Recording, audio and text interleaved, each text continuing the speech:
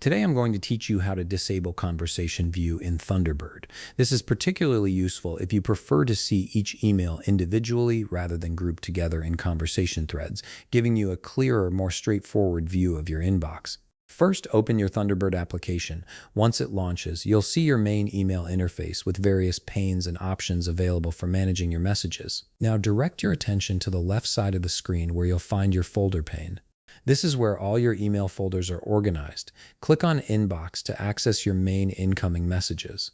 This step ensures you're viewing the right folder where you want to make the change. Next, you'll need to reveal the menu bar at the top of the application. To do this, press the Alt key on your keyboard. This action will display the traditional menu options that might be hidden by default in your Thunderbird setup. It's a quick way to access advanced settings and features that aren't always visible in the standard interface. Once the menu bar appears at the top, click on View. This menu contains all the options related to how your emails and folders are displayed. From the drop-down menu that appears, navigate to Sort By and click on it. The Sort By option controls how your messages are organized and displayed within your inbox, giving you different ways to view and manage your email flow.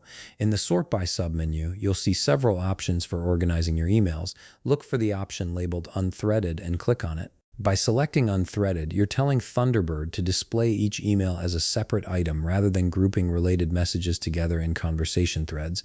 This change takes effect immediately, and you'll notice that your inbox now shows individual emails in a linear list format. And that's it. Your Thunderbird is now configured to show emails individually without the conversation view grouping them together.